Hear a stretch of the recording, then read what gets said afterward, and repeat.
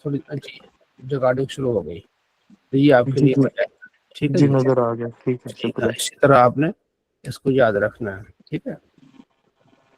صلی اللہ علیہ محمد صلی اللہ علیہ وآلہ وسلم۔ تو قرآن پاک کی تلاوت کے آداب میں سے یہ ہے کہ ہم صاف ستھرا لباس ہو، اور جو ہے وہ ہو سکے تو قبلہ رو ہوں اور باوضو ہوں، اور اس کے بعد ہم تلاوت شروع کریں، اعوذ باللہ من الشیطان الرجیم، اچھے لہجے میں تلاوت شروع کریں۔ اور قرآن پاک کی تلاوت کے لیے صرف یہ ہے کہ جنبی نہ ہو بندہ، حالت حیض میں عورت نہ ہو، باقی چلتے پھرتے اٹھتے بیٹھتے آپ زبانی پڑھ سکتے ہیں، اور اگر آپ نے ہاتھ میں پکڑنا ہے تو پھر آپ کو وضو ہونا چاہیے قرآن پاک کی تلاوت، ٹھیک ہے جی۔ قرآن پاک سے محبت، نبی علیہ السلام فرماتے ہیں جو قرآن پاک کی تلاوت کرتا ہے قرآن پاک اس کے لیے قیامت کے دن سفارش بن کے آئے گا، ٹھیک ہے جی۔ تو اس کی بڑی برکات ہیں۔ سورۃ الفاتحہ مکیہ، سورہ فاتحہ کیا ہے؟ مکی ہے، ٹھیک ہے۔ تو یہ آپ کے علم میں ہوگا مکی اور مدنی صورتیں ہیں۔ ہجرت سے پہلے جو صورتیں نازل ہوئی انہیں مکی کہیں گے، اور ہجرت کے بعد جو صورتیں نازل ہوئی انہیں ہم مدنی کہیں گے۔ 86 صورتیں مکی ہیں اور 28 صورتیں کیا ہیں؟ مدنی ہیں، ٹھیک ہے جی۔ اچھا، یہاں لکھا ہوا آیاتها، اس کی آیتیں کتنی؟ 7 ہیں۔ رکوعها، اور اس کی رکوع کتنے ہیں؟ 1 ہے۔ سورہ فاتحہ، سورہ فاتحہ کے کئی نام ہیں۔ فاتحہ ابتدا، اور اس کا ایک نام ہے شفا، سورہ شفا بھی نام ہے۔ جو شخص اس سورت کو پڑھتا ہے اسے شفا حاصل ہوتی ہے۔ صحیح مسلم میں ایک واقعہ موجود ہے، ابو سعید خدری رضی اللہ تعالیٰ عنہ بیان کرتے ہیں، صحابی رسول، کہ ہم سفر میں تھے تو ایک گاؤں کے یہاں پڑاؤ ہوا ہمارا، تو کیونکہ اس زمانے میں ہوٹل وغیرہ نہیں ہوتے تھے تو گاؤں والے لوگ لسی پانی پہنچاتے تھے، مہمان نوازی کرتے تھے۔ تو ان گاؤں والوں نے مہمان نوازی نہیں کی، بڑا غصہ آیا، تکلیف ہوئی، رات گزری، تو صبح اللہ کا کرنا ایسا ہوا کہ رات کو جو گاؤں والے تھے ان کے سردار کو بچھو نے ڈس لیا۔ ساری رات اس کا علاج کرتے رہے، حکیم بلائے، کچھ فرق نہیں پڑا۔ صبح جو صحابہ تھے ان کے پاس ان کا ایک شخص آیا کہ اگر آپ کو کسی کو دم وغیرہ آتا ہے کرنا تو وہ دم کر لے۔ تو صحابہ کو تھوڑا سا ناراضگی تھی، غصہ تھا، وہ کہتے ہیں ہم نہیں کریں گے، نبی علیہ السلام نے منع کیا ہے، کیونکہ آپ علیہ السلام نے شروع میں دم کرنے سے منع کیا تھا۔ پھر صحابہ نے عرض کیا رسول اللہ ہم دم کرتے لوگوں کو فائدہ ہوتا ہے، تو آپ علیہ السلام فرمایا وہ لفظ لے آؤ جن الفاظ سے تم دم کرتے ہو، تو وہ الفاظ دکھائے گئے، آپ نے فرمایا ٹھیک ہے۔ تو علماء نے پھر اس کی تشریح کی ہے کہ آپ نے پہلے کلیتاً دم کرنے سے منع کر دیا، کیونکہ اس میں شرکی الفاظ ہوتے تھے۔ جب صحابہ نے دکھایا تو وہ الفاظ تھے جن میں شرکی الفاظ نہیں تھے، ان کی اجازت دے دی گئی۔ ایک صحابی نے کہا کہ میں کروں گا دم لیکن فری میں نہیں کروں گا۔ انہوں نے کہا جی ٹھیک ہے، کتنا لوگ؟ بہرحال 30 بکریاں طے ہوں کہ 30 بکریاں، اگر بندہ ہمارا ٹھیک ہو گیا تو ہم آپ کو 30 بکریاں دیں گے۔ وہ صحابی جاتے ہیں اور دم کرتے ہیں، وہ بندہ بالکل ٹھیک ہو جاتا ہے منٹوں میں۔ وہ 30 بکریاں لے کے آتا ہے اور کہتا ابھی ان کو ذبح کرو، ناشتہ کرو کل تو انہوں نے کچھ نہیں کھلایا پلایا۔ تو ساتھیوں نے کہا کہ پتہ نہیں تو کیا کر کے آئے، یہ حلال ہے کہ حرام ہے، تو لہٰذا ہم نہیں کھائیں گے۔ یعنی اتنی بڑی احتیاط۔ ہم نبی علیہ السلام سے رہنمائی لیں گے اور اس کے بعد پھر یہ آگے ہم چلیں گے۔ تو ان بکریوں کو پھر مدینے لایا گیا اور صحابہ نے آ کے نبی علیہ السلام سے عرض کیا رسول اللہ ہمارے بھائی نے پتہ نہیں کیا پڑا اور 30 بکریاں لے آیا۔ آپ علیہ السلام فرمایا کہ اس کو لے آؤ۔ ان صحابی کو جب لایا گیا تو آپ نے پوچھا کہ تم نے کیا کیا؟ عرض کیا رسول اللہ میں نے اس پر سورہ فاتحہ پڑھی، دم کیا تو وہ بالکل ٹھیک ہو گیا۔ تو آپ علیہ السلام مسکرائے، فرمایا تمہیں کیسے پتہ چلا کہ سورہ شفا ہے؟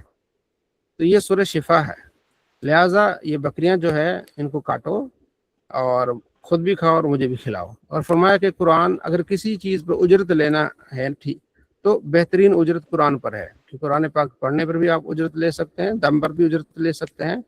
تو یہ بخاری مسلم میں روایت ہے۔ تو بالکل پھر اس کو کھایا گیا۔ اس سے کافی ساری چیزیں واضح ہوئیں۔ ایک تو بات یہ واضح ہوئی کہ سورہ شفا ہے، سورہ فاتحہ کیا ہے؟ سورہ شفا ہے۔ دوسرا یہ بات واضح ہو گئی کہ آپ کافر پر بھی دم کر سکتے ہیں، یہ صحابی نے جو دم کیا تھا نا، یہ کافر پر دم کیا تھا، ٹھیک ہے جی. تو آپ قرآن پاک آپ کافر پر بھی دم کر سکتے ہیں. تیسرا یہ قرآن پاک کی تعلیم کے لیے آپ پیسے بھی لے سکتے ہیں، طے کر سکتے ہیں ابھی میں اتنا ٹائم لوں گا اور اتنا ٹائم آپ کو دیا جائے گا، تو آپ اتنا آپ جو ہے نا فیس آپ کی بنے گی، یہ بھی اس میں شامل ہے. اور اس کے بعد آپ صلی اللہ تعالیٰ علیہ وآلہ وسلم خود بھی کھایا، دوسروں کو بھی کھلایا. اور یہ بات ہے کہ ہم کوئی مہمان آئے تو ہمیں پوچھنا چاہیے، بعد میں پھر زیادہ نقصان ہو جاتا ہے. تو اس سے یہ پتا یہ سورہ شفا ہے، سورہ کیا ہے؟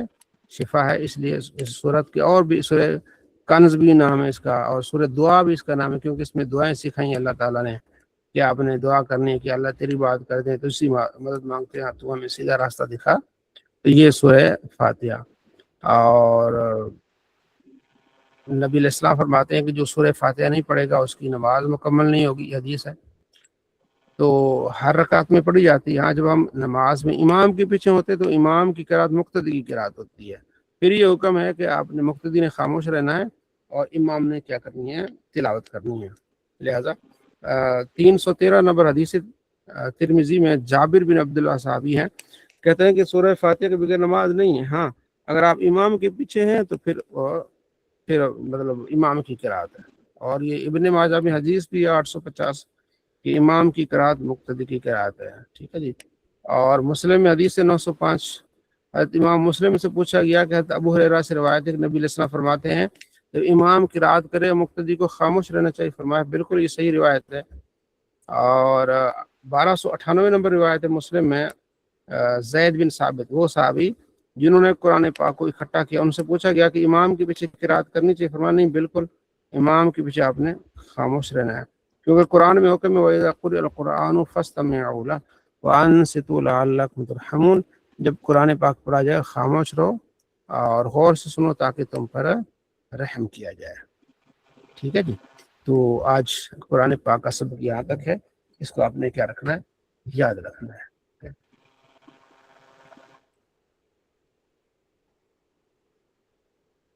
اگلا ہمارا سبق جو ہے وہ ہے انشاء العربیہ، عربی. جی شاہد صاحب. السلام علیکم حضرت. آپ نے جو شروع میں ایک وہ اس کا بتایا تھا جس میں صحابہ اکرام وہ جو نبی کریم صلی اللہ علیہ وسلم کے پاس لے کے آئے، وہ کیا کہتے ہیں وہ وظائف وغیرہ لے کے آئے کہ یہ صحیح ہیں کہ نہیں. تو اس جیسے یہ عقیدہ ہے نا ہمارا کہ نبی کریم صلی اللہ علیہ وسلم کو علم غیب ہے، تو یہ اس وقت تو انہوں نے بولا تھا کہ مطلب اس وقت انہوں نے ایک غیر مطلب ان کو نہیں پتا تھا کہ یہ اس میں شرک یا وظائف نہیں ہے، یہ شرک یا لفظ نہیں ہے اس میں علم غیب کا انکار نہیں ہو رہا. نہیں انکار کیسے ہے؟ یہ تو معلومات اکٹھی کرنی ہے، ٹھیک ہے نا، اس میں ایسا وہ نہیں ہے. انشاء العربیہ، عربی کا بنانا. ٹھیک ہے جی. یہ یعنی کہ آپ عربی کو تھوڑے تھوڑے الفاظ میں لے کے آپ عربی کو بنا سکتے ہیں. اوپر مصنف ابن ابی شیبہ ایک کتاب ہے، اس سے ابی بن کعب سے کہ عربی سیکھو. ٹھیک ہے نا، جیسے تم حفظ قرآن سیکھتے ہو ایسے عربی کو کیا کرو، آپ سیکھتے رہو. ٹھیک ہے. انشاء مانا ہوتا ہے بنانا، عربی کا بنانا مختصر. اس کے جو مؤلف ہیں وہ مفتی سید شجاعت علی قادری صاحب ہیں. ٹھیک ہے جی. المتوفہ 1993، متوفہ یعنی فوت ہوئے 1993، یعنی ہجری ہے 1413 اور سن جو ہے وہ 1993. ٹھیک ہے جی. یہ شرعی عدالت کے جج بھی رہے ہیں، اور آج کل مطلب جو جامعہ بلکہ دارالعلوم نعیمیہ ہے مفتی منیب الرحمان صاحب کا، اس کی ہیڈ تھے. ٹھیک ہے. ان کے جانے کے بعد پھر مفتی منیب الرحمان صاحب نے اس کو آگے رن کیا ہے. تو ان کا مزار ہے دارالعلوم نعیمیہ، ٹھیک ہے، کراچی میں. میں نے پڑھا ہے وہاں 1 سال الحمدللہ. تو ہم نے ان کے مزار پر کافی پڑھتے رہے قرآن پاک. میں نے حفظ کی دہرائی کی تھی تو وہاں 1 سال میں نے ان کو وہاں میں نے پڑھا تھا، تو ان کا وہاں قبر بھی ہے ان کی. ٹھیک ہے جی. یہ مفتی سید شجاعت علی قادری صاحب کی. ٹھیک ہے جی. انہوں نے یہ کتاب لکھی ہے. پھر اس کو بہترین طریقے سے چھاپا ہے دعوت اسلامی نے. میرے سادے انداز میں ہوتی تھی، اب اس کو رنگین کر کے چھاپا ہے. بڑی مفید کتاب ہے. ٹھیک ہے جی. جیسے کتاب، دوات، تحفہ، دراجہ، نخیل، قلم ہے. تو یہ کتاب ہے تو ساتھ میں کتاب دوات، پھر یہ تفاح، سیب ہے، سائیکل ہے، تو یہ آپ کو دکھایا جاتا ہے کہ اس طرح پڑھنے میں بڑی آسانی ہو جاتی ہے. ٹھیک ہے جی. تو اس کے جو ہے وہ ہیں 39 اسباب ہیں. ٹھیک ہے جی. تو بڑا فائدہ ہوتا ہے. شروع میں آپ اس کو دیکھ لیجئے گا، اس کے تقریضات شروع میں جو علماء نے ان کے بارے میں کہا ہے. ٹھیک ہے. الدرس الاول، پہلا سبق. ٹھیک ہے. الدرس الاول، پہلا سبق. الدرس موصوف ہوتا ہے، الاول صفت ہوتی ہے. وہ آگے ہم جب انشاءاللہ پڑھیں گے نحو، تو آپ انشاءاللہ 3 مہینے کے اندر اندر آپ کو فرق محسوس ہو جائے گا کہ یہ الفاظ یہ 3 مہینے سے پہلے مطلب انشاءاللہ آپ کو فائدہ ہو جائے گا اس چیز کا کہ زبر پڑھنی ہے، زیر پڑھنی ہے، پیش پڑھنی ہے، موصوف صفت کیا ہے، اور بڑی انشاءاللہ فائدے مند چیزیں ہوتی ہیں. حدیقۃ باغ. ٹھیک ہے جی. اور زہرۃ کلی، ورد پھول، ثمرۃ پھل، شجرۃ درخت. ٹھیک ہے جی. غصن ٹہنی، تفاح سیب. اس میں قرآن پاک کے بھی الفاظ ہیں، احادیث میں بھی آئیں گے، ان کو یاد کرنے کا بڑا فائدہ ہے. ٹھیک ہے جی. اچھا. ہاذا مذکر کے لیے، مذکر میل. ہادی مؤنث کے لیے. ٹھیک ہے جی. جب ہم اشارہ کریں گے، وہ سامنے والی چیز جس کی طرف ہم اشارہ کر رہے ہیں وہ چیز اگر مذکر ہے تو پھر ہاذا آئے گا، اگر وہ چیز مؤنث ہے تو پھر کیا آئے گا؟ ہادی آئے گا. یہ یعنی اس چیز کی طرف. تو یہ ہے اس میں اشارہ. جس کی طرف اشارہ کریں گے وہ ہوگی مشار الیہ، یعنی اس کی طرف اشارہ کیا گیا، مشار الیہ. ٹھیک ہے. ھذا نخیل، یہ کیا ہے؟ یہ ہے نخیل. نخیل کا معنی کیا ہے؟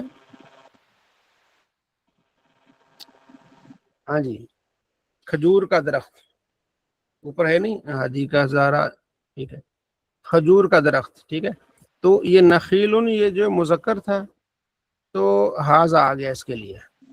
اچھا، یہ مذکر کیسے پتہ چلے گا؟ عام طور پر یہ ہوتا ہے کہ جو کوئی بھی لفظ ہے نا، اس کے اینڈ پر اگر گولتا ہو نا تو وہ مؤنث کہلاتا ہے. جیسے تمرتن گولتا ہے. ٹھیک ہے. کتتن گولتا ہے. کہ حمیدتو گولتا ہے. جہاں گولتا آئے گی نا، ایک مؤنث کی 4 علامتیں ہوتی ہیں. اس میں سے ایک یہ ہے کہ گولتا ہو، اور اس میں ایک ہے کہ جیسے حسنہ، بشرا، سلمہ، یہ الف. تیسرا یہ ہوتی ہے جیسے ہمرا، الف کے بعد حمزہ ہے.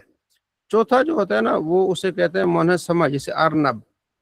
تو یہ حاض ہی آ گیا، لیکن یہاں تا تو نہیں ہے، لیکن اس کو مؤنث سما ہی کہتے ہیں کہ عربی لوگ اس کو مؤنث سمجھتے ہیں. ٹھیک ہے.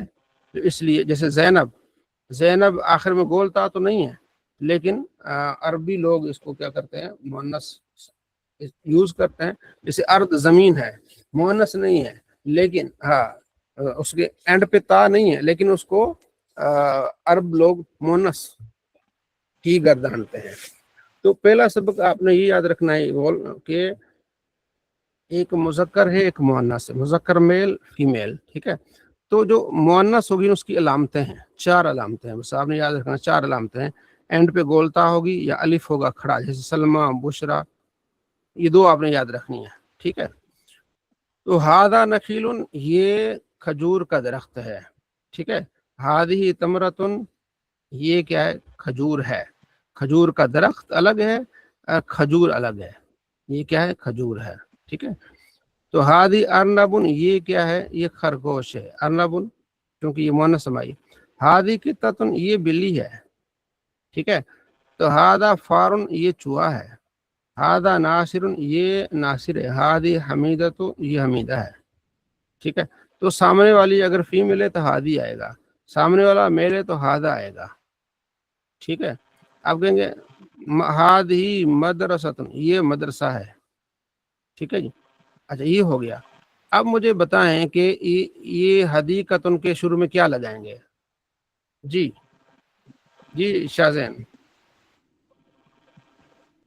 جی، حدیقتون کا ھذہ حدیقۃ. جی ھذہ حدیقۃ، ٹھیک ہو گیا. علی رضا صاحب، یہ زہرۃ کے شروع میں کیا لگائیں گے؟ آگے ہی لگائیں گے. شاباش، حاضر ہے. ہاں. محمد برہان بھائی ہیں؟ برہان بھائی تھے ابھی ہمارے. جی السلام علیکم. جی حضرت. جی ماشاء اللہ. وردن کے شروع میں کیا لگائیں گے؟ حضرت حاضہ وردن، حاضہ وردن یہ پھول ہے، ٹھیک ہے جی۔ جی بابر شاہ صاحب ثمرتن کے شروع میں کیا لگائیں گے؟ حاضہ، غور کیجیے گا، ثمرتن تا گول آ گئی ہے، ثمرۃ حاضہ، ہادی ثمرتن، شاباش۔ محمد فصیح صاحب شجرتن کے شروع میں کیا لگائیں گے؟ ہادی، شاباش۔ تو آپ نے ساتھ رہنا ہے، ایسے نہیں کہ میں بولی جاؤں گا پڑھائی جاؤں گا، نہیں، آپ نے ساتھ رہنا ہے، ہم نے آپس میں مل کے اس کو جو ہے کیا کرنا ہے۔ بشارت علی غصن کے شروع میں کیا لگائیں گے؟ بشارت علی، حاضہ لگائیں گے۔ ہاضا، شاباش، ہاضا لگائیں گے، ٹھیک ہے نا۔ تفاح، ٹھیک ہے جی۔ جی شاہ صاحب، عمر شاہ صاحب تفاح ان کے شروع میں کیا لگائیں گے؟ ٹھیک ہے، عمر شاہ صاحب۔ نوید اقبال جان لکھا ہے، نوید اقبال صاحب۔ جی السلام علیکم۔ جی وعلیکم السلام۔ جی ریپیٹ کیجیے گا۔ یہ تفاحن کے شروع میں ہم نے یہ کہنا ہے کہ یہ تفاح ہے، تو حاضہ آئے گا کہ حاضی آئے گا؟ مجھے یہ دکھائی نہیں دے رہا تحفہ کدھر لکھا ہوا۔ یہ ہے، اچھا حاضہ آئے گا۔ حاضہ آئے گا، ٹھیک، حاضہ آئے گا۔ تو یہ میں نے آپ کی تھوڑی سی پریکٹس کرا دی، اگلے صفحے میں بھی اسی طرح پریکٹس ہے، ٹھیک ہے۔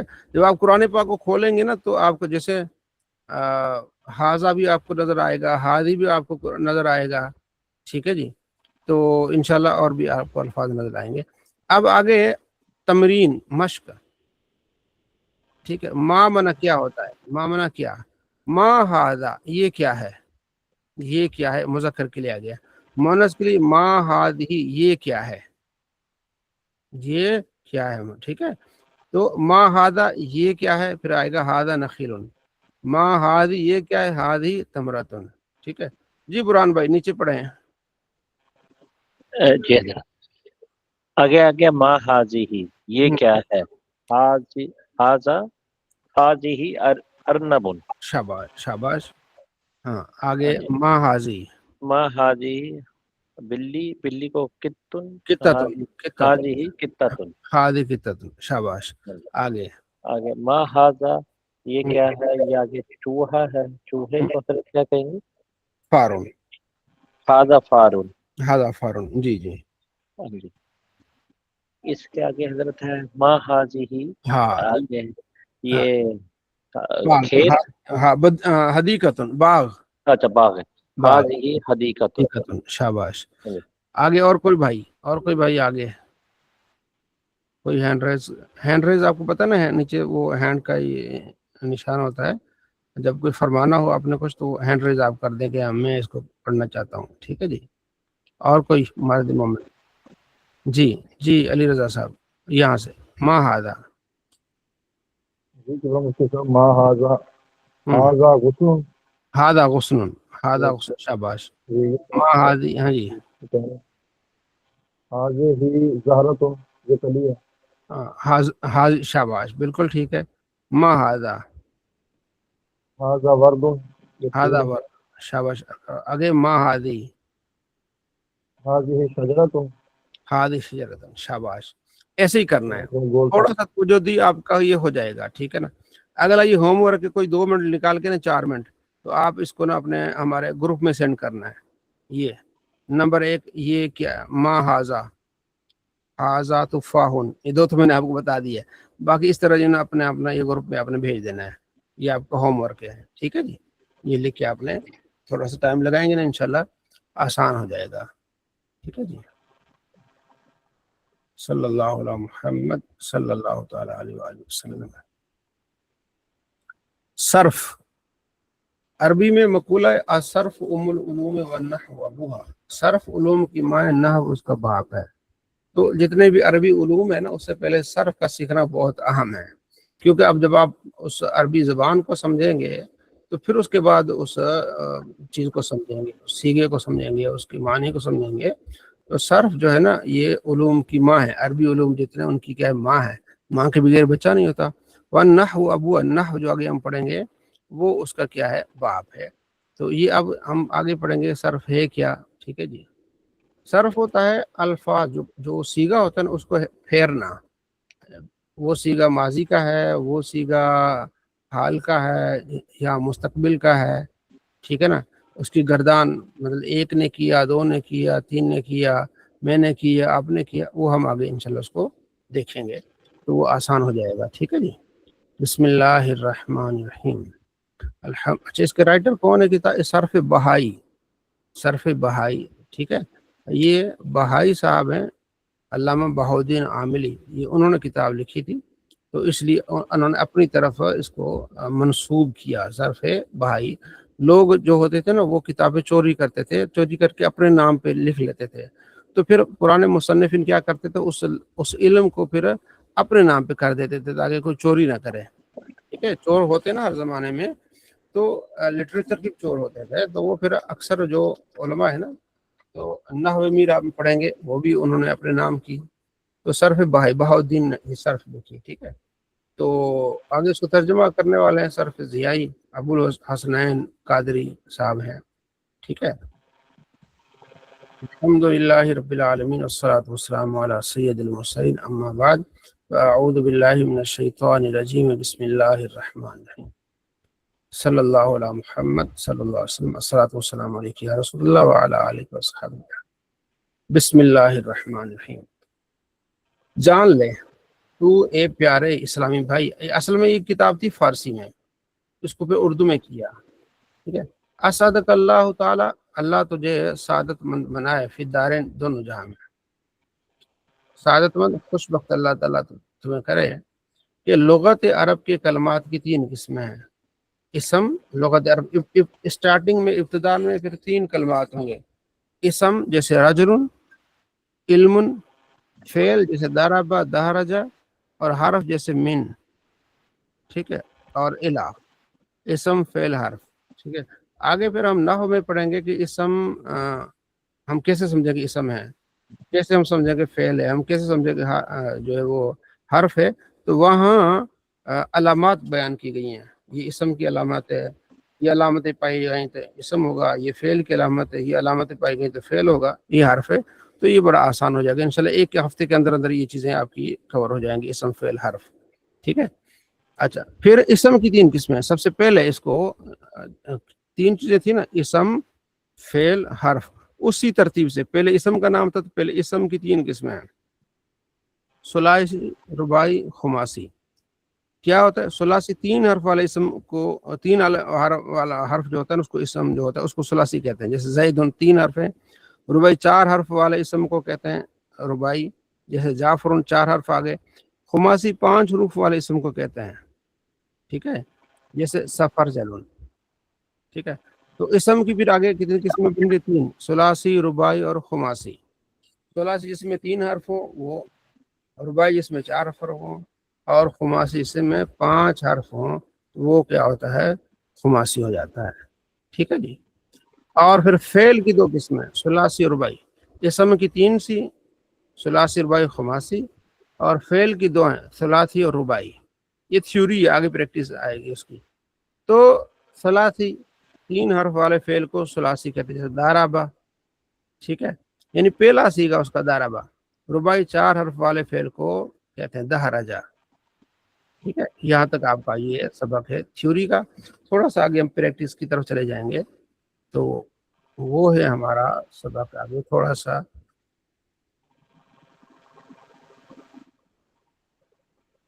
یہ والا گردان کو ہم دیکھیں گے، ٹھیک ہے۔ صرف کبیر، فعل ماضی معلوم، ماضی جو گزرا ہوا زمانہ۔ ضربا، ضربا، ضربو، ٹھیک ہے۔ ضربت، ضربتا، ضربنا، ضربتا، ضربتما، ضربتم، ضربتی، ضربتما، ضربتنا، ضربتو، ضربنا۔ یہ سیگے ہیں، 14 سیگے ہیں، 3 ماضی یعنی کہ ہے سارے ماضی کے، یہ 3 جو ہے نا یہ مذکر کے ہیں، مذکر غائب کے، یہ 3 مؤنث غائب کے، یہ 3 مذکر حاضر کے، یہ 3 مؤنث حاضر کے، اور یہ جو 2 ہیں یہ متکلم کے۔ تو یہ کوئی مشکل نہیں، بڑی آسان ہے۔ پھر آج ہم صرف 6 کو کریں گے۔ ضربا، ضربا، ضربو، ضربت، ضربتا، ضربنا، یہاں تک آپ نے اس کو دیکھ لینا ہے، ٹھیک ہے۔ میں آپ کو سمجھا بھی دیتا ہوں۔ ضربا، ضربا، ضربو، آپ نے عربی کو کرنا ہے، ضربا، ضربا، ضربو، ضربت، ضربتا، ضربنا، اس لیے بس تو اسی ایک اگر آپ نے یاد کر لیا تو اس سے آپ کا 1,00,000 سیگا بن جائے گا. دارابا، ناصرہ، فتح، اسی پر سارا کچھ دنیا چلتی ہے. ٹھیک ہے. دارابا مارا اس ایک آدمی نے، یہ ماضی کا سیگا نا، گزشتہ زمانے میں. ٹھیک ہے. سیگا واحد مذکر غائب. دارابا، اب دیکھیں الف آ گیا. یہی عربی کا ہے حسن ہے کہ آپ کو پتہ چل جائے گا کہ یہ کیا ہے جی، یہ ہے تسنیہ کا ہے. مارا ان دو مردوں نے. دارابا الف آ گیا، تسنیہ مذکر غائب. دارابو واو اور اینڈ پہ الف آ گیا. مارا ان سب مردوں نے، سیگا جمع مذکر. ٹھیک ہے.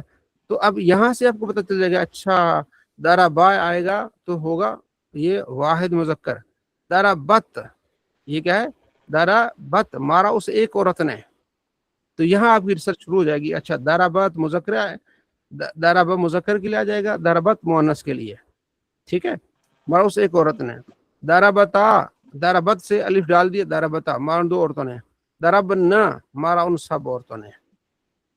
ٹھیک ہے. تو یہ دارابا، دارابا، دارابو. ٹھیک ہے. اسی سے بہت سارے آگے ہمارے سیگے بن جائیں گے. اس کو اپنے زبانی یاد کر کے آنا ہے. دارابا، دارابا، دارابو، دارابت، دارابتا، دارابنا. کسی بھائی کو یاد ہے تو ذرا سنا لیں. ہے کسی کو یاد؟ ہاں جی شاہزین صاحب یاد ہے؟ جی حضور. جی سنائیں. بسم اللہ الرحمن الرحیم. فعل ماضی معروف باب ضربا یضربو. ضربا ضربا ضربو ضربا ضربتا ضربنا ضربتا ضربتما ضربتم ضربتی ضربتما ضربتن ضربتو ضربنا. اچھا ماشاء اللہ. علی رضا صاحب، شامی صاحب، علی رضا جی صاحب. مفتی صاحب آواز آ رہی تھی مفتی صاحب؟ ہاں جی آ رہی ہے. جی مفتی صاحب، ضربا ضربا ضربو ضربت ضربت ضربنا ضربتا ضربتما ضربتم ضربتی ضربتما ضربتن. چلے ماشاء اللہ آپ تو سارا یاد کر لیا، لیکن ہم نے جو دوست نئے ہیں ان کے لیے آسانی کرنی، صرف ہم نے 6 یاد کرنے ہیں. ٹھیک ہے نا. آپ ماشاء اللہ ٹھیک ہے، آپ کو یاد ہے. تو آپ نے جو نئے بھائی ہے وہ کیا کریں گے؟ 6. دارابا، دارابا، دارابو، داربت، دربتا، دربنا. ٹھیک ہے جی. تو جو ہمارا گروپ ہے اس میں بھی کیا ہوگا، اس میں صرف ہم سبق سے متعلق گفتگو ہوگی. کوئی اور قسم کی نہ پوسٹ شیئر کریں گے نہ کوئی اور گفتگو ہوگی. جو ہم نے گروپ بنایا ہے اس میں صرف سبق کی گفتگو ہوگی. ٹھیک ہے نا. نہ اسلامی کوئی پوسٹ، اس کے علاوہ نہ کوئی سیاسی پوسٹ، کوئی بھی پوسٹ شیئر کرنے کی اجازت نہیں ہوگی. اور آپ نے اس چیز کو نوٹ کر لینا ہے، کیونکہ ہم نے صرف سیکھنے کا ہمارا مقصد ہے. تو ہم نے صرف سیکھنا ہے اس میں. ٹھیک ہے جی. اس میں آپ اپنا وہاں جو ہے آپ گروپ میں آپ جو ہے نا وائس میسج بھی کر سکتے ہیں. دارابا دارابا درو پڑھ کے مجھے یاد ہو گیا. اسی طرح آپ نے جو پریکٹس ہم نے وہ کی ہے انشاء عربیہ کی، اس کا بھی کر سکتے ہیں. ٹھیک ہے جی. تو آپس میں اس میں آپ پوچھ بھی سکتے ہیں کہ اس کو کیسے کرنا ہے. ہاں جی. اب دوسرا نحو. ٹھیک ہے. نحو میں جیسے میں نے بتایا تھا کہ یہ باپ کی حیثیت صرف ماں اور یہ باپ کی حیثیت رکھتا ہے. ٹھیک ہے جی. تو یہ دو علم جو ہے صرف نحو بہت اہم ہے. ٹھیک ہے جی. اچھا جی. درس نظامی کی نصاب میں داخل فن نحو کی مشہور ترین کتاب نحو میر مترجم، یعنی اس کا اصل میں فارسی میں تھی. اب فارسی کا زمانہ ختم ہو گیا، اب انگلش کا زمانہ آ گیا، تو اب کم سے کم اس کو اردو میں کر دیا بھی آپ آسان سے اردو میں پڑھیں. پہلے زمانے میں فارسی پہلے پڑھتے تھے، پھر جو ہے نا آگے فارسی میں ساری چیزیں ہوتی تھی. میر سید شریف علی بن جرجانی انہوں نے یہ کتاب لکھی ہے. ٹھیک ہے. نحو کا آگے ہم آئے گئے نحو کا معنی کیا ہے. ٹھیک، وہ آگے آپ سارا پڑھ لیں گے. ٹھیک ہے. میر یعنی میر، اس کی میر سید ان کی کتاب ہے. ٹھیک ہے جی. تو آگے پھر ترجمہ کیا گیا ہے. ٹھیک ہے. اچھا جی. صلی اللہ علیہ محمد صلی اللہ تعالیٰ علیہ وسلم. یہ بھی دعوت اسلامی والوں نے چھاپی اچھے طریقے سے، کیونکہ پہلے جو چھاپتے تھے سادہ ہوتی تھی، اس میں اتنی وہ الفاظ کلیئر نہیں ہوا کرتے تھے. انہوں نے ماشاءاللہ اچھا کام کیا ہے. باقی جو پیچھے کچھ چیزیں ہیں وہ آپ مصنف کے بارے میں اور کچھ چیزیں وہ آپ دیکھ لیجئے گا. یہ آپ کے لیے ہوم ورک ہے. ٹھیک ہے جی. ابتدائی باتیں ہیں. نحو کی تعریف. علم نحو وہ علم ہے جس کے ذریعے اسم، فعل اور حرف کے آخر کلمے کی حالت معلوم کرنی ہوتی ہے. ٹھیک ہے. اس میں تبدیلی آئی ہے یا نہیں حرف کے آخر والے میں، اور کلمات کو آپس میں جوڑنے کا طریقہ معلوم ہوتا ہے. اس میں یہ ہوتا ہے نحو میں کہ اس کا جو کوئی بھی کلمہ ہے نا اس کے آخر دیکھا جاتا ہے کہ آخر میں اس کے کیا آیا ہے، پیش آئی ہے. ہم پڑھتے ہیں لا الہ الا اللہ محمد رسول اللہ، محمد رسول اللہ پڑھتے ہیں نا، کلمہ ہے، محمد کیا ہے، کلمہ ہے. آگے ہم پڑھ گئے کلمہ کس کو کہتے ہیں. محمد پڑھتے ہیں، رسول اللہ پڑھتے ہیں، یہ ہم کلمے پڑھتے ہیں. اچھا درود میں پڑھتے ہیں الصلاۃ والسلام علیکہ یا رسول اللہ. وہاں محمد رسول اللہ پڑھے اور یہاں پڑھے یا رسول اللہ. یہ کیوں پڑھ رہے ہیں، کیا، کیوں، کیسے، یہ آپ نے ذہن میں رکھو. اچھا دوسرا اشہد ان محمدن عبدہ رسول، اشہد ان محمدن، ٹھیک ہے، اشہد ان محمدن. وہاں پڑھ رہے ہیں محمد رسول اور یہاں پڑھ رہے ہیں محمدن. کیوں پڑھ رہے ہیں، یہ ہمیں نہ بتائے گی کہ ہم کیوں پڑھ رہے ہیں. محمدن کیوں پڑھ رہے ہیں اور محمدن کیوں پڑھ رہے ہیں، رسول اللہ کیوں پڑھ رہے ہیں اور رسول اللہ کیوں پڑھ رہے ہیں. یہاں آپ کا یہ چیز اس میں کلیئر ہو جائے گی کہ اچھا یہ ہے، اچھا اتنا مسئلہ ہی کوئی نہیں، یہ تو بڑے مزے کی چیز آ گئی ہے. ٹھیک ہے جی. تو اس لیے جو کلام میں چاشنی ہوتی ہے نا، اس سے آپ کو معلوم ہو جائے گی. تو کلمے کے آخری جو حلف ہے نا، اس میں کیا ہے، کیا پڑھنا ہے، وہ یہ بتائے گی. ٹھیک ہے جی. موضوع کیا ہے، علم کا موضوع وہ چیز ہے کہ جس کے حالات سے گفتگو کی جائے. ویسے موضوع یعنی کسی بھی علم کا موضوع ہوتا ہے کہ اس کے جو حالات ہیں اس سے گفتگو کی جائے. تو نحو کا موضوع کلمہ اور کلام ہے. ٹھیک ہے، وہ آگے کلمہ کلام کی آگے تعریف آ جائے گی. نحو میں کلمہ کی بحث اس اعتبار سے ہوتی ہے کہ اس کا آخر بدلتا ہے یا نہیں بدلتا. ٹھیک ہو گیا. غرض، عربی غرض، وجہ کیوں پڑھ رہے ہیں، اس کی وجہ کیا ہے. عربی کلام میں لفظی خطا سے بچنا. ٹھیک ہے، لفظی خطا سے بچنا یعنی کہ اس کو الٹا سیدھا نہ پڑھنا. ٹھیک ہے جی. لفظی غلطی نہ ہو کہ ہم نے جو لفظ بولا ہے نا وہ صحیح بولے ہم، یہ عربی میں. ٹھیک ہے جی. جیسے وہ کہتے ہیں من و ان، آپ نے من و ان نہیں ہوتا، من و ان ہوتا ہے. یہاں پتہ چلے گا من و ان. آپ نے کہیں سنا ہوگا نا، ڈیبیٹ ہو رہی ہوتی ہے سیاسی لوگوں کی، وہ کہتے ہیں بھائی من و ان میں نے من و ان مان لیا ہے. وہ من و ان نہیں ہوتا، من و ان. ٹھیک ہے نا. من منا سے، ان منا سے، وہاں سے یہاں تک سارا ہی میں نے مان لیا ہے. تو یہ یہاں سے آپ کو پتہ چل جائے گا. یعنی خالص عربوں کے طریقے کے مطابق کلمات کو جوڑنا اور کلمات کے آخر میں تبدیلی لانا یا نہ لانا، یہ اس کا غرض مقصد ہے، غرض مقصد. اچھا اس کو بنایا کس نے، اس کے واضح کون ہے. نحو کے واضح حضرت آپ نے یاد رکھنا ہے موٹا موٹا کہ یہ کیا ہے، اس کا موضوع کیا ہے، اس کی غرض کیا ہے. واضح یعنی اس کی ابتدا کرنا ہے، اس کو بنانے والے. نحو کے واضح حضرت علی المرتضی رضی اللہ عنہ ہیں. حضرت ابو الاسود بن عمر. اچھا عمر اور عمر میں فرق ہے. عمر را کے بعد واو نہ ہو تو عمر ہوگا، اور را کے بعد واو ہو تو عمر ہوگا. ٹھیک ہے. ابو الاسود، ٹھیک ہے، ابن عمر رضی اللہ عنہ متوفا یعنی فوت ہوئے یہ 69 ہجری کو. فرماتے ہیں میں نے باب مدینہ العلم حضرت علی رضی اللہ عنہ کو دیکھا کہ وہ کسی فکر میں ڈوبے ہوئے ہیں. وجہ پوچھی تو فرمایا میں نے ایک شخص کو غلط گفتگو کرتے ہوئے سنا ہے، یعنی عربی میں غلط گفتگو کی. میں چاہتا ہوں کہ عربی کے قواعد پر کوئی کتاب لکھی جائے. 3 دن کے بعد حاضر ہوا تو آپ نے ایک صحیفہ عطا عنایت فرمایا جس میں اسم، فعل اور حرف کی تعریف تھی، اور فرمایا کہ تم تلاش اور جستجو سے اس میں اور اضافہ کر دو. تو سیدنا ابو الاسود رضی اللہ عنہ نے اس باب میں عطف، نعت، تعجب اور حروف مشبہ بالفعل کا اضافہ کیا. تو یہ سارے اسی کتاب میں آپ پڑھ جائیں گے انشاءاللہ. جو کچھ لکھتے اسے اصلاح کے لیے حضرت علی رضی اللہ تعالیٰ کی خدمت میں پیش کرتے. تو یہ ہے اس نحو کی ابتدا یہاں سے ہوئی. حضرت علی نے لوگوں کو دیکھا، ظاہر عربی نہیں تھے، باہر سے آئے تھے تو غلط عربی بول رہے تھے. آپ نے فرمایا ان کو سمجھانا ہے کہ عربی ایسے بولنا ہے. وجہ تسمیہ، اس کو نحو کا نحو کیوں کہتے ہیں. جب حضرت ابو الاسود، تو یہ ابو الاسود کون ہو گئے، تابعی ہو گئے. حضرت علی صحابی ہیں، صحابی کو دیکھنے والا ایمان کی حالت میں تو وہ کیا ہوتے، تابعی ہے. تو یہ تابعی کہتے ہیں کہ کافی لکھ چکے.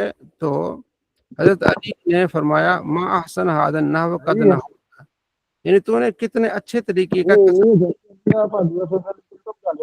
شامی صاحب مائک میوٹ کر لیں، مائک میوٹ کر لیں. ٹھیک ہے جی.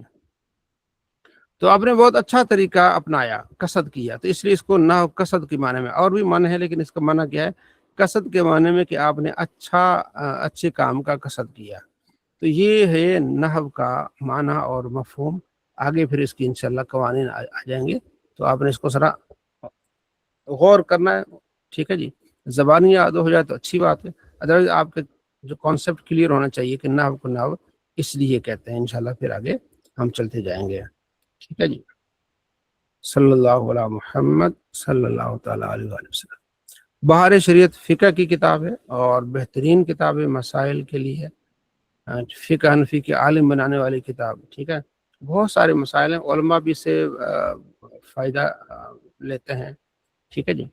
تو اس میں جلد اول جو ہم تخریج شدہ ہے. ٹھیک ہے جی. جس میں تخریج شدہ یعنی کہ جو مسئلہ ہے کہاں ہے حدیث میں، قرآن پاک کی آیت جو ہے وہ ہے تو کس نمبر پہ ہے، تو اس بہت اچھے طریقے سے پیش کیے گئے ہے. ٹھیک ہے جی. یہ بھی دعوت اسلامی کی کاوش ہے، بڑا اچھا کام کر رہی دعوت اسلامی اس لحاظ سے بھی. ٹھیک ہے. پہلے زمانے میں کتابیں سادی لکھی جاتی تھی، انہوں نے پھر مزید محنت کر کے اس کو اچھا بنا دیا. ٹھیک ہے جی.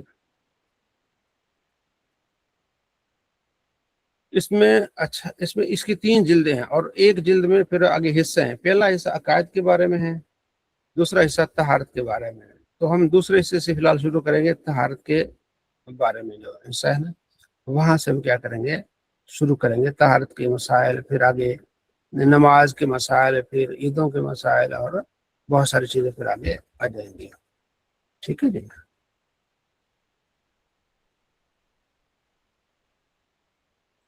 تو یہ میں نے آپ کو گروپ میں سینڈ کیا ہے. ٹھیک ہے جی. تو اس کو آپ نے دیکھ لینا ہے، مطالعے کے لیے اس کو رکھنا ہے. اچھا، اب ہم آتے ہیں آگے. بہت آگے جانا پڑے گا اس کو.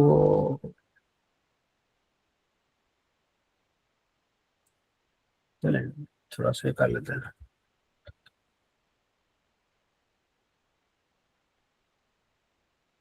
جی شادن سے حضرت وہ صفحہ کون سا ہوگا طہارت کا؟ 228 ہے غالباً. ٹھیک ہے. 28 صفحہ ہے. تو میں لکھ لیتا ہوں شاید.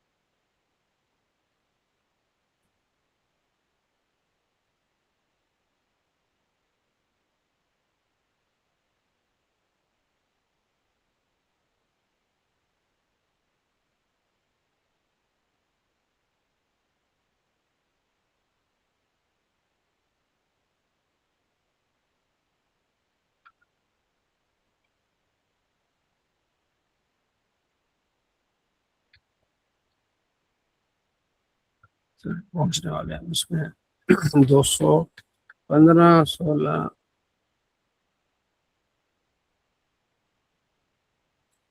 جی.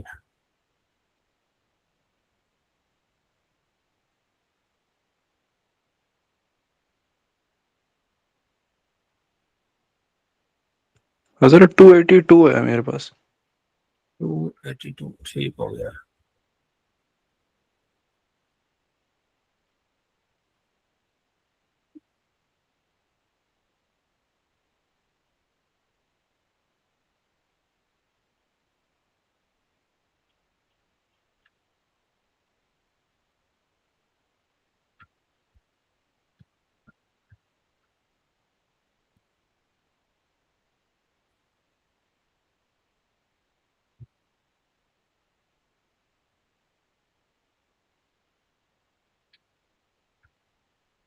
جی آ گیا طہارت کے بارے میں.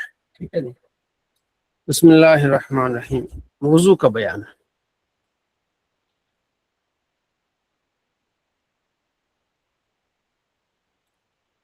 وضو کا بیان. ٹھیک ہے. سب سے پہلے قرآن پاک کی آیت، اس کے بعد پھر احادیث. بہترین ان کا طریقہ ہے قرآن پاک کی آیت اور پھر اس کے بعد پھر احادیث وہ لاتے ہیں. ٹھیک ہے جی. تو اس سے یعنی کہ احادیث کا بھی مطالعہ ہو جاتا ہے اور مسائل کا مطالعہ ہو جاتا ہے. تو سب سے پہلے آپ کے علم میں آ جائے گا کہ وضو سے متعلق قرآن پاک میں سورہ المائدہ 1 نمبر یہاں 1 سے مراد یہاں نیچے اس کو کہتے ہیں تخریج المائدہ آیت نمبر 6 یا ایھا الذین آمنوا ایمان والو جب تم نماز پڑھنے کا ارادہ کرو وضو نہ ہو تو اپنے منہ اور کونوں تک ہاتھوں کو دھو اور سروں کا مسح کرو اور ٹخنوں تک پاؤں دھو. ٹھیک ہے. اب اس میں 4 فرائض کا ذکر ہو گیا. جب آپ نے ارادہ کرنا ہے وضو کا تو آپ نے منہ دھونا ہے, کونوں تک ہاتھ دھونے ہیں اور سر کا مسح کرنا ہے اور ٹخنے دھونے ہیں. ٹھیک ہے. پھر احادیث کا ذکر کر رہے ہیں کہ آپ علیہ السلام فرماتے ہیں قیامت کے دن میری امت اس حالت میں بلائی جائے گی کہ منہ اور ہاتھ پاؤں آثار وضو سے چمکتے ہوں گے, تو جس سے ہو سکے چمک زیادہ کرے, یعنی اچھی طرح سے وضو کرے اور کونیوں سے اوپر بھی دھو سکتا ہے. صحیح مسلم میں روایت ہے کہ حضور سید عالم صلی اللہ تعالیٰ علیہ وآلہ وسلم صحابہ کرام سے ارشاد فرمایا کیا میں تمہیں ایسی چیز نہ بتاؤں جس کے سب اللہ تعالیٰ خطائیں محو فرما دے. یہ بڑی اہم چیز ہے, خطائیں محو فرما دے, درجات بلند کرے. عرض کی ہاں یا رسول اللہ. تو آپ نے فرمایا جس وقت وضو کرنا ناگوار ہوتا ہے اس وقت وضو کامل کرنا, مسجد کی طرف قدموں کی کثرت بار بار جانا اور ایک نماز کے بعد دوسری نماز کا انتظار کرنا, اس کا ثواب ایسا جیسا کفار کی سرحد پر حمایت بلاد اسلام کے لیے گھوڑے باندھنا. ٹھیک ہے, اتنا بڑا کام. تو اس سے درجات بھی بلند ہوں گے اور گناہ بھی جھڑیں گے. یعنی وضو ناگوار ہو, خاص طور پر سردیوں کے دنوں میں وضو کرنا مشکل ہوتا ہے, تو اس کامل وضو کرنا اور بار بار مسجد کو جانا. کام کیا, اذان آئی, مسجد کو چلے گئے. ٹھیک ہے. یہ اسلام میں ہمارے لیے بڑی آسانی ہے. ایک آدمی کام کرتا ہے سارا دن تھک جاتا ہے, ذہنی مریض ہو جاتا ہے. اب اسلام میں کیا ہے, آپ نے کام کریں, ٹھیک ہے جی, ظہر کا ٹائم ہو گیا, ٹھیک ہے, جا ظہر پڑھ کے آؤ, تھوڑا سا ریفریشمنٹ بھی ہو گئی, گھوم پھر کے آ گئے. اچھا, پھر آگے کام کریں, پھر عصر کے چلے جائیں ٹائم, پھر آگے کام کریں, پھر مغرب ہے, پھر عشاء ہے. تو دونوں لوگوں سے ملنا جلنا بھی رہتا ہے, ذہن بھی چینج ہوتا ہے. تو اکثر لوگ یہ جو ہم کہتے ہیں نا کہ جاپان نے بڑی جو ہے وہ ترقی کر لی ہے, ترقی کی ہے تو وہ قربانیاں بھی دے رہے ہیں. ٹھیک ہے. اب ان کی صرف ترقی کی طرف نہیں, پچھلے سال کی رپورٹ ہے کہ سب سے زیادہ لوگوں نے جو خودکشی کی ہے وہ جاپان میں کی ہے. اور ایک بھائی ہیں سندھ کے, وہ جاپان میں کسی یونیورسٹی میں پڑھتے ہیں, تو وہ ویڈیوز بناتے ہیں. پتہ نہیں کہتے تھے 80,000 لوگوں نے جاپان میں جو ہے وہ خودکشی کی ہے. اس کی وجہ کیا ہے؟ وجہ یہ کہ ان میں یہ وہ گیدرنگ نہیں ہے. کام کیا گھر میں چلے گئے, کام کیا مطلب ٹھیک ہے گھر میں آ گئے, 1 ہفتے کا راشن لیا گھر میں چلے گئے. ٹھیک ہے. اب وہ جب بوڑھے ہو جاتے ہیں وہ لوگ, وہ کیا کرتے ہیں, تو وہ پھر گھر میں ہی رہتے ہیں. بچے تو کام کے لیے چلے گئے. اب ان کا یہ ہے نا کہ بچہ جوان ہوا, لات مارو جائے, خود کام کرے. ٹھیک ہے, ترقی تو کر لی کہ بچہ بھی اب اپنے پیروں پہ کھڑا ہو جائے, لیکن باپ نے تو قربانی کوئی نہیں دی نا. ہمارے یہاں تو قربانی دے دے کے بوڑھے ہو جاتے ہیں, باپ کماتا ہے, پھر اس کی شادی کراتا ہے, پھر اس کے بچوں کو پالتا ہے. ٹھیک ہے, بچہ بھی آگے بڑھ جاتا ہے, لیکن وہاں نہیں ہے. بچہ جوان ہوا, چل خود. جب بچہ جب خود ترقی کر کے آگے کیا, تو باپ کو کیا دیکھے گا؟ پھر کیا ہوتا ہے وہ مطلب ٹھیک ہے بچہ کسی اور شہر میں, باپ کسی اور شہر میں, باپ جو ہے وہ اکیلا, بچہ اپنی بیوی کے ساتھ, بچوں کے ساتھ. ٹھیک ہے نا. اب وہ باپ جو ہے ذہنی پریشان ہو جاتا ہے کہ بس صبح اٹھے کچھ کھایا, دوپہر کو کچھ کھایا, نہ گھومنے کو, نہ کدھر بوڑھا آدمی کدھر جائے, تو بالآخر اپنے آپ کو مار دیتے ہیں. 84,000 لوگ کہہ رہا تھا کہ انہوں نے خودکشی کر لی ہے جاپان میں. تو اب الحمدللہ ہمارے یہاں بوڑھے جو ہیں بیچارے, جب وہ ہو جاتے ہیں ریٹائر, وہ آ کے مسجد میں امام کا سر بھی کھاتے ہیں اچھا خاصا. کوئی صدر بن جاتا ہے, کوئی سیکٹری بن جاتا ہے, مسجد کے کاموں میں لگ بھی جاتے ہیں, اور امام کے لیے بھی سردرد بن جاتے ہیں. چلیں امام آزاد پھر برداشت کرتے ہیں, تو چلیں پھر آنا جانا لگا رہتا ہے. اور بہت سارے ایسے ہیں نیک پرہیزگار بن جاتے ہیں, نماز میں آتے ہیں. اب پہلی صف میں آپ دیکھتے ہوں گے بزرگ بیٹھے ہوئے ہیں, نماز پڑھ کے گھر گئے, پھر واپس آ گئے, پھر آئے, پھر آنا جانا رہتا ہے, پھر دعا سلام رہتی ہے, مطلب فریش رہتا ہے. تو یہ اسلام کی خوبصورتی ہے. ٹھیک ہے. تو مسجد میں آنا جانا, ٹھیک ہے, موسم چینج ہوئے گا, حالات چینج ہوں گے. ٹھیک ہے جی, تھوڑا سا ماحول چینج ہوگا, گھر کا ماحول ہے, پھر باہر نکلے باہر کا ماحول ہے. تو یہ ہے اسلام کی خوبصورتی، ٹھیک ہے نا. تو آپ پریشان نہیں ہوں گے. ٹھیک ہے جی. ایک بزرگ نہیں آئے 2 دن، پوچھے گئے امام صاحب، نمازی پوچھیں گے بھی بزرگ کیوں نظر نہیں آ رہے، جو بیمار ہیں ان سے جا کے ملیں گے، ان سے جا کے ان کی عیادت کریں گے. تو یہ اسلام کی خوبصورتی ہے. ٹھیک ہے جی. اور ثواب کیا ہے کہ آؤ مسجدوں میں آؤ، آپ کو اجر ملے گا، ثواب ملے گا. حدیث نمبر 3، امام مالک نسائی عبداللہ بن سنابجی رضی اللہ عنہ سے راوی، رسول اللہ صلی اللہ تعالیٰ علیہ وآلہ وسلم آتے ہیں کہ مسلمان بندہ جب وضو کرتا ہے تو کلی کرنے سے منہ کے گناہ گر جاتے ہیں. جب ناک میں پانی ڈالتا ہے، ناک صاف کرتا ہے، ناک کے گناہ نکل گئے. جب منہ دھویا تو چہرے کے گناہ نکل گئے. یہاں تک جب ہاتھ دھوتے ہیں، ہاتھوں کے گناہ ناخنوں سے نکل جاتے ہیں. سر کرتا ہے، سر کے، یعنی جب وہ وضو کر کے نکلتا ہے خطاؤں سے پاک ہو جاتا ہے. ٹھیک ہے. جب مسجد کو جاتا ہے مزید اس کے لیے برکتیں اور رحمتیں اس کو ملتی ہیں. ٹھیک ہے. آگے بزار نے اسناد حسن روایت کی کہ حضرت عثمان غنی رضی اللہ تعالیٰ نے اپنے غلام حمران سے وضو کے لیے پانی مانگا اور سردی کی رات میں باہر جانا چاہتے تھے. حمران کہتے ہیں میں نے پانی لایا تو انہوں نے منہ ہاتھ دھوئے تو میں نے کہا اللہ آپ کو کفایت کرے، رات تو بہت ٹھنڈی ہے. اس پر فرمایا کہ میں نے رسول اللہ صلی اللہ تعالیٰ علیہ وآلہ وسلم سنا ہے کہ جو بندہ وضو کامل کرتا ہے اللہ تعالیٰ اس کے اگلے پچھلے گناہ بخش دیتا ہے. تو ٹھنڈ تو ہے، اچھی طرح سے میں نے چہرہ دھونا ہے، اچھی طرح سے میں نے بازو دھونا ہے، تو اس سے کیا ہوتا ہے، گناہ بخش دی جاتے ہیں. کیا بات ہے. ٹھیک ہے. طبرانی یہ حدیثوں کے نام ہے، طبرانی اوسط، طبرانی کبیر صغیر، یہ بھی آپ کے علم میں ہوگا. بزار یہ بھی ایک کتاب کا نام ہے. موطا امام مالک یہ بھی کتاب کا نام ہے. ٹھیک ہے جی. طبرانی نے اوسط میں حضرت امیر المومنین مولا علی رضی اللہ تعالیٰ عنہ سے روایت کی، فرمایا جو سخت سردی میں کامل وضو کرے اس کے لیے دونا ثواب ہے، یعنی دوگنا. امام احمد بن حنبل نے انس رضی اللہ تعالیٰ سے روایت کی، حضور سید عالم صلی اللہ تعالیٰ علیہ وآلہ وسلم فرمایا جو ایک بار وضو کرے تو یہ ضروری بات ہے، کیونکہ وضو ایک کم سے کم ایک ہوگا تو وضو ہو جائے گا. ٹھیک ہے. اور جو دو بار کرے اس کو دونا ثواب ہے. جو 3 بار دھوئے تو میرا اور اگلے نبیوں کا وضو ہے، یعنی ہر اس کو 3 بار. وہ آگے پھر آئے گا دھونا کسے کہتے ہیں. ٹھیک ہے. صرف پانی سے چپڑ لینے کو دھونا نہیں کہیں گے، بلکہ اچھی طرح سے آپ کا بازو دھل جائے، آپ کا چہرہ دھل جائے، چاہے آپ کتنے ہی چلو لے لو، یہ دھونا ہوتا ہے. جی نبی صاحب.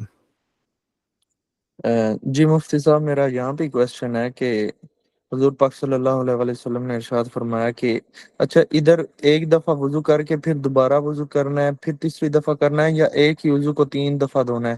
ہاں جیسے ایک عام روٹین میں جی جو جی جی جی سوری، ہاں عام روٹین میں جو مسلمان ہوتے ہیں نا، وہ 3 چھینٹے مارتے ہیں اپنے چہرے پہ، تو وہ 3 دفعہ ہوتا ہے یا وہ 1 دفعہ ہوتا ہے؟ ہاں. یہاں ایک عضو کو 3 بار دھونا ہے، یہ نہیں کہ ایک مرتبہ وضو کر کے پھر دوبارہ وضو کر، نہیں. مطلب آپ نے چہرہ دھویا ہے نا، تو جی جی ایک آپ نے چلو لیا اور آپ نے ماتھے پر پانی ڈالا، پھر دوسرا جی چلو لیا ایک سائڈ، چہرے کی ایک سائڈ پہ، پھر تیسرا ایک سائڈ پہ، پھر چوتھا چلو لیا وہ ناک کے نیچے سے، پھر 5واں چلو لیا داڑھی. یہ 5 چلو آپ نے لیے، آپ کا 1 مرتبہ دھونا ہوا. آپ کا چہرہ آپ نے 1 مرتبہ دھویا ہے، پھر 5 اور لینے پڑیں گے اسی طرح، پھر 5 اور لینے پڑیں گے، تو یہ ہو جائے گا 3 مرتبہ دھونا. جی میں ٹھیک. نے اکثر اوقات یہ دیکھا ہے کہ مطلب جس طرح آپ فرما رہے ہیں نا کہ چلو کے ساتھ منہ دھو، تو میں اکثر اوقات دیکھتے ہیں کہ وہ دونوں ہاتھ نیچے کر کے اور پانی کو اکٹھے منہ پہ مار لیتے ہیں. یہ نہیں، یہ اس لیے سیکھنا. جی برہان بھائی. حضرت یہ ایک دفعہ ذرا مہربانی کر کے دہرا دیتے ہیں کہ 5 چلو جو ہے، جیسے بھائی نے کہا کہ دونوں ہاتھوں میں پانی لیا اور منہ پہ کیا، تو جی یہ 1 دفعہ ہو گیا، پھر دونوں ہاتھوں میں پانی بھر کے 2 دفعہ، تو یہ نہیں وہ اس 5 طرح ہوتا ہے، وہ تو میں نے احتیاطاً 5 چلو کی بات کی نا، یہ آپ کے چہرے پر منحصر ہوتا ہے. تو آپ نے ایک چلو لیا اور آپ نے ماتھے پہ پانی ڈالا. بہتر یہ ہوتا ہے کہ ماتھے پہ پانی ڈالیں گے، اسی سے تھوڑا سائڈوں پہ بھی لے آئے اور باقیوں کو آپ نے تھوڑا سا مل لیا. تو اب مان لیے کچھ چیزیں ابھی کلیئر نہیں ہوا، پھر دوبارہ لیں گے چلو، پھر اگر آپ نے صحیح ہو گیا تو پھر چلو 2 مرتبہ دھونا ہوگا، یا تیسرا چلو لیں گے تو پھر آپ کا پھر 1 مرتبہ دھونا ہوگا. یعنی مقصد یہ ہے کہ آپ کا چہرہ ایک جو ہے نا انگ ایک بال جو ہے نا وہ دھل جائے، تو پھر 1 مرتبہ دھونا ہوگا، چاہے وہ 3 چلو لیں، چاہے وہ آپ 10 چلو لیں. یعنی پورا چہرہ جب 1 مرتبہ دھویا گیا، آپ چاہے کتنے چلو لیں وہ 1 مرتبہ کہلائے گا. پھر اس کے بعد دوسرا مرتبہ، پھر اس میں تیسری مرتبہ. اچھا حضرت ایسا بھی ہو سکتا ہے کہ اگر کسی آدمی نے یہ دونوں ہاتھوں کو اکٹھا کر کے اتنا پانی لیا کہ اس کو تسلی ہے کہ پورا چہرہ دھل گیا، تو یہ ایک دفعہ ہو جائے گا؟ ہاں ہو جائے گا اگر تسلی ہے اس کو ہاں کہ ٹھیک، اچھی طرح سے اس کا پورا چہرہ دھل گیا ہے بس تو اس کا جی جی مقصد ہے پورے چہرے کو دھونا۔ جی ٹھیک۔ آگے حدیث آپ نے فرمایا جو مسلمان وضو کرے اور اچھا وضو کرے پھر کھڑا ہو اور باطن و ظاہر سے متوجہ ہو کر 2 رکعت پڑھے اس کے لیے جنت واجب ہو جاتی ہے۔ ٹھیک ہو گیا؟ تو آج ہم نے یہ 7 حدیثیں پڑھی، انشاءاللہ آگے بھی حدیثیں آئیں گی تو انشاءاللہ اس کو پڑھتے جائیں گے اور مسائل اس میں کلیئر ہوتے جائیں گے، پھر آگے مسئلے بھی شروع ہو جائیں گے۔ تو اللہ تبارک و تعالی ہمیں دونوں جہاں میں خوشیاں عطا فرمائے۔